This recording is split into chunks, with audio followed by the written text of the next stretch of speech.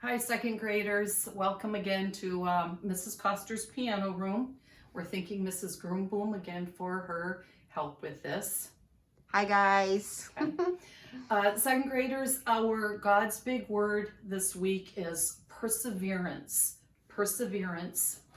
And when you look in the dictionary under the word perseverance, it says, continue steadfastly, especially if something is difficult. And I think in the last few weeks, some things have been pretty difficult.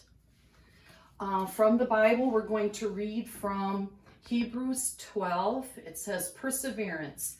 Keep your eyes on Jesus, who both began and finished the race we're in.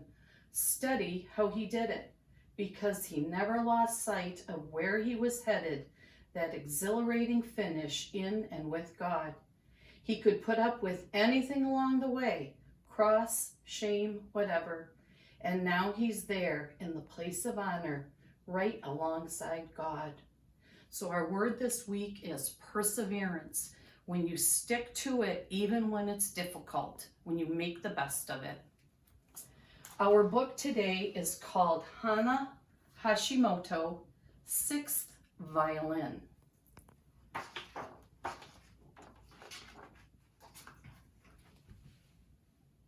When Hana Hashimoto announced that she had signed up for the talent show and that she would be playing the violin, her brothers nearly fell out of a tree. That's just loopy, Kenji said. You're still a beginner. Stop kidding, Koji said. You can barely play a note. It's a talent show, Hana. You'll be a disaster. Hana squared her shoulders and took her violin and bow inside, leaving her brothers laughing like monkeys up in the tree. She pulled at the strings, letting them twang. It was true that she was still a beginner. She had only been to 3 lessons. The first time Hana held a real violin had been in the summer when she was visiting her grandfather in Japan. Long, long ago, her grandfather had been part of a great symphony orchestra in Kyoto. Ochi-chan had been the 2nd violin and once played in front of the imperial family. Ochi-chan played every morning.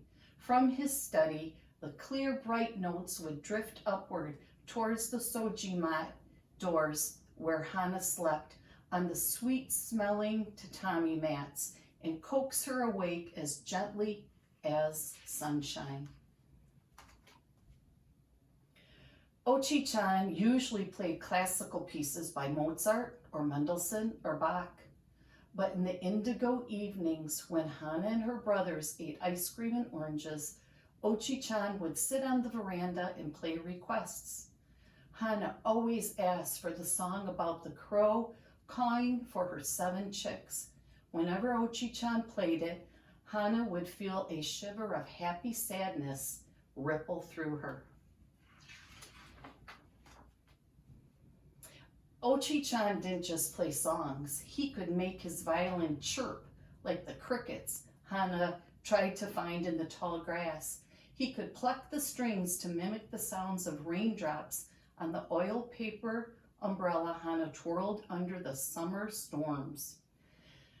And when the first fireflies emerged at twilight, Ochi-chan would compose a melody that seemed to make them dance higher and glow brighter than ever before. At the end of each day, Hana lay with her head resting on a cool buckwheat pillow. Ochi-chan would play a lullaby so soothing that sleep would fall over her like a blanket. On their last day together, Hana told Ochi-chan that she wanted to learn to play the violin. And when Hana got home, her parents agreed that she could. Now Hana was practicing, not just for lessons, but for the talent show too. Hana practiced every day, just like Ochi-chan. And every day her brothers fled from the house with ears covered, complaining about the horrible noise. She practiced in front of her parents, who listened with care while they washed and dried dishes. She practiced in front of her dog Jojo, who cocked his head and sometimes growled at the strange sounds Hana made. She practiced on her own in front of the old photo of Ochi-chan from his symphony days. Alone, Hana could pretend that she was performing in front of an audience so appreciative that they called for encore after encore. The day of the talent show finally arrived, and the school auditorium thumped with excitement. Backstage, Hana waited with a walloping heart. A dozen acts, including 5 other violins, had already gone before her. Finally, Hana heard the master of ceremonies calling her name. As Hana walked onto the stage, her violin tucked under her arm and her bow gripped tight in her hand, an oceanic roar filled her ears. Things seemed to be moving in slow motion, and for one dizzying moment, Hana thought, Kenji and Koji were right. This is going to be a disaster. She wished that she could turn into a grain of rice and disappear into the cracks in the floorboards. She could hardly see with the spotlight in her eyes, yet as Hana looked around at the audience, certain faces appeared to her as if through a telescopic lens. She could see her brothers melting into their seats. She saw her best friend, Joss, giving her 2 thumbs up, and there were her parents, her mother and father, smiling with their camera in their hand. Hana held a breath, then ballooned her cheeks before letting it out. With a whoosh, the roaring sound receded in her ears. Then, as everyone seemed to disappear beyond the light shining down like a moonbeam, she remembered. Do your best, her grandfather had told her. Ochi-an would be cheering for her. Hana swallowed her nerves like medicine and leaned toward the microphone. She would just do her best. This is the sound of a mother crow calling her chicks, she said.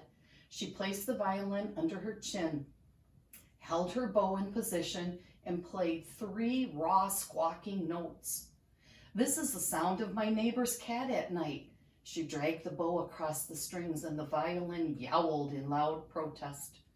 This is the sound of rain on paper umbrellas. Hana plucked the strings for a smooth plump, plump, plump. As Hana continued to play all the sounds that she had practiced, the air around her became alive with buzzing bees, a lowing cow, squeaking mice, and croaking frogs. Finally, as the last sound effect trailed away, Hana tucked her bow and her violin under her arm. And that, she said to our audience, is how I play the violin. Then she took a great big bow. Later after dinner, Kenji surprised Hana by asking for an encore. Make that funny cow sound again, he said. And Koji said, make that crazy cat sound too. So Hana did. And when her mother and father and brothers all laughed, she happily played her sounds again. Perhaps next year, Hana would be able to perform one of Ochi-an's favorite pieces, but for now, Hana played a little melody she had been practicing, remembering from the nights lit by dancing fireflies. She imagined that the notes would drift out through the window, past the bright rabbit moon, and beyond to Ochi-an, and he would hear them with a smile. Hana Hashimoto, she had perseverance. That means you keep trying even when it's not easy.